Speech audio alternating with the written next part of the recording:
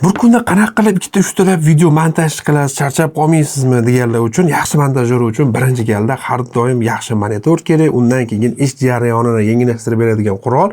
Bu uni mishkasi hisoblanadi. Ya'ni bugun xuddi shunaqangi mishkalardan Rabo MT760L deb nomlanganini ko'rib chiqamiz. Men shu kungacha ishlatadiganim xuddi mana shu mishkani to'q seriya rangdagisi edi. Bugun och seriya rangdagisi bilan sizlar bilan obzor qilamiz. Bu mishkani ishlatayotganimga 2 yildan oshdi. Haqiqatan juda ham zo'r. Logitech MX Master 3 eslatib olmayaptimi?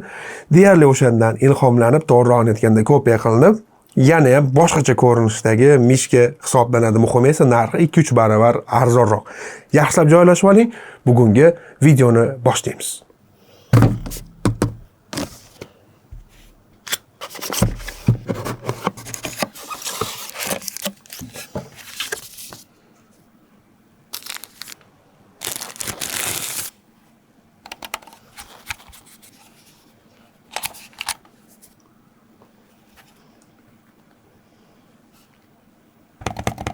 Hop, birinchi galda ko'rishimiz kerak bo'lgani qadoq tarkibidan nimalar chiqadi. Qadoq tarkibidan 1.8 metr atrofidagi kabel chiqadi.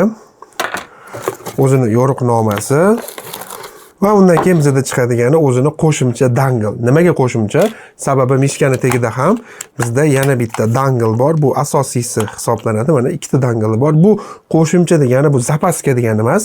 Bu nima uchun kerak? Rapo'ni o'zini maxsus Rapo M+ texnologiyasi bor. Ya'ni bir vaqtda ikkita kompyuterga ulab, undan bunga hech qanaqa knopkani bosmasdan turib mishkani olib o'tib ishlatib ketaversanglar bo'ladi yoki bitta kompyuterdan rasm, tekstlarni kopiya qilib, ikkinchisiga olib kelib vstavit qilsanglar, hatto rasm, videolarni kopiya qilib o'tkazsanglar bo'ladi bu kompyuterdan narigi kompyuterga. Xuddi shunaqa texnologiya ishlatmoqchi bo'lganlar uchun mana ham ikkinchi dangle kerak bo'ladi. Bo'lmasa, korobkasiga solib bemalol olib qo'ysanglar bo'ladi. Xo'p, aytgancha ushbu mishkani ham Windows ham Mac uchun ishlatsanglar bo'ladi. Men juda ham ko'plab Mac'larni obzor qilganimda aynan mana shu mishkada ishlatib ko'rganman. Ancha yaxshi ishlaydi. Undan tashqari bir vaqt o'zida mana shu mishkamizni 5 ta qurilmaga ulash mumkin. Qanaqa qilib?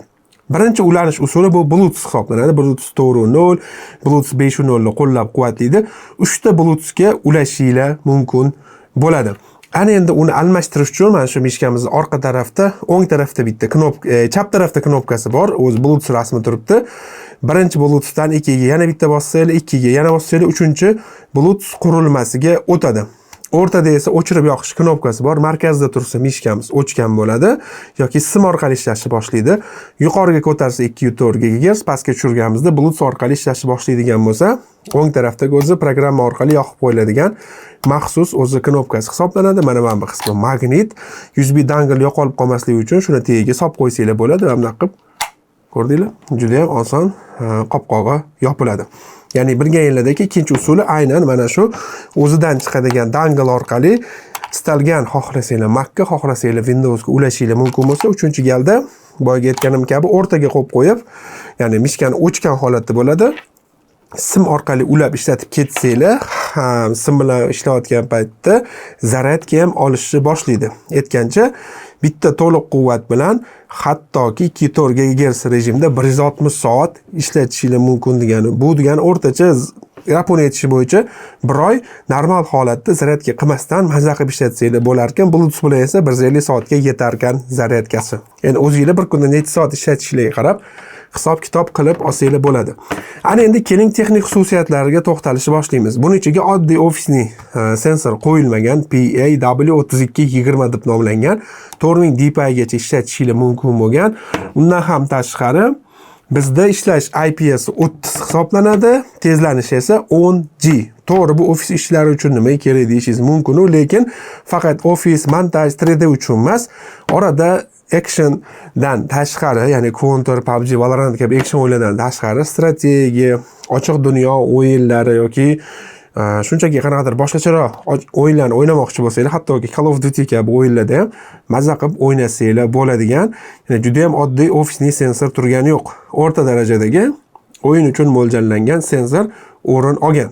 Undan tashqari asosiy afzalligi chap o'ng knopkalari bosilishlari juda ham yumshoq, mayin, chiqillab ishlayotgan odamimizga xalaqit bermaydi. Scrolllogi joyindan Logitechga o'xshab cheksiz aylanish rejimi yo'q, lekin anchayin mayin hisoblanadi. Pastda joylashgan knopka orqali biz bosgan paytimizda DPI'larni o'zgartirishimiz mumkin. O'zini dasturi orqali esa DPI qiymatlarini o'zgartirib qo'ysak bo'ladi. Eng asosiy fishkasi mana bu yon tarafda joylashgan yana qo'shimcha scroll lock. Ya'ni bu gorizontal ishlash uchun yordam beradi. Ayniqsa Word, Excel yoki DaVinci kabi dasturlarni ishlatsanglar, mana shu scroll lock sizga ko'p yordami tegsa. Odatiy ofis mishkalar singari yonidagi knopkalar esa orqaga oldingi harakatlanish yoki makroslar qo'yib, boshqa qo'shimcha funksiyalarni qo'yib qo'ysanglar bo'ladi. Eng muhimi esa qo'l ushlagan paytingizda qo'lga juda ham qulay va ixcham o'rnashadi. 7-8 soatlab ishlasanglar, mana oxirgi ikkita barmog'inglar og'rib qolmaydi. Mana degan o'sha Logitech'larni Super Strike ishlatsanglar ham baribir ular o'yin uchun mo'ljallangan. Ya'ni ular simmetrik ko'proq dizaynga ega bo'lgani uchun qo'lni charchatishi mumkin. Mana bunaqangi mishkalar ergonomik, ya'ni ozgina qiyaroq ishlangani uchun qo'lga ancha dam beradi desam bo'ladi barmoqlarga. Xo'p, o'zim 2 yildan oshiq ishlatib kelayotgan bo'lsam, qanaqadir muammolar, bir boshqa bir qanaqadir mudhish holatlarga duch kelmadim. Normal ishlab kelmoqda hozirgi kungacha. Shuning uchun ham sizlarga montaj, ofis ishlari, uyda ishlatish, ham Mac uchun, ham Windows uchun chiroyli dizayndagi mishka qidirib yurgan bo'lsangiz, ayniqsa mana shu seriya rangi menga juda ham yoqdi. Ayniqsa mana shu Rapuni A83 Air deb nomlangan. Men bu klaviatura bilan kombo qilib olsanglar, mazza qilib ishlatsanglar bo'ladi. Bu klaviatura ham bosishlar o'ziga yarasha. Bu haqida ham obzor qilganmiz. Va ushbu mishka ham bunga juda ham yaxshi mos keladigan mishkalardan deyishim mumkin. O'zim olganda mana shu mishkani ishlatib ko'rganlar, marhamat kommentariyada o'zingizlarning fikringizni yozib qoldirishingiz mumkin.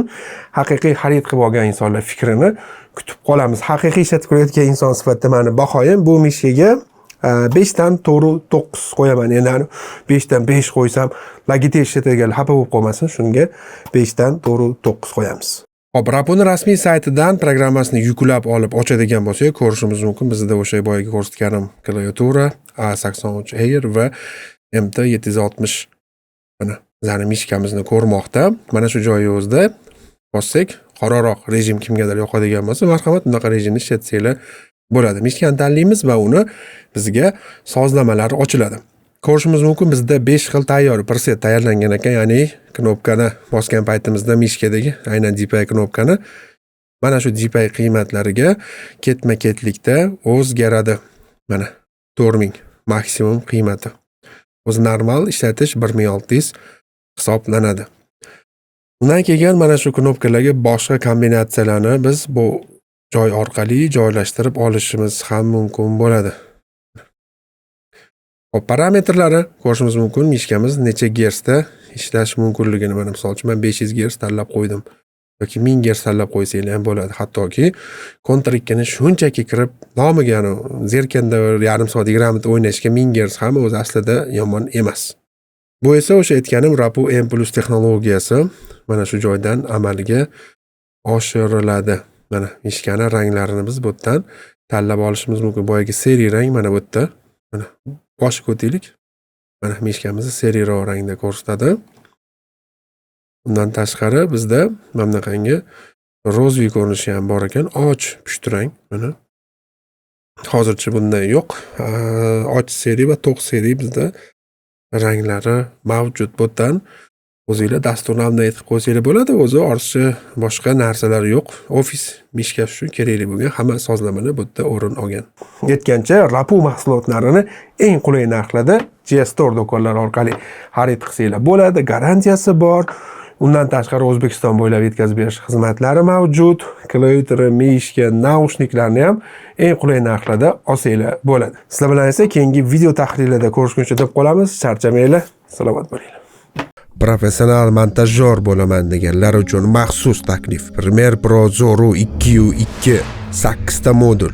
Effektlardan tortib toki uni eksport qilishga qadar 130 bitta video va undan tashqari bepul After Effects kursi, 25 ta video, 27 ta proyekt, 15 mingdan ortiq audio va video materiallar, o'zbek tilidagi to'liq va mukammal video darslik.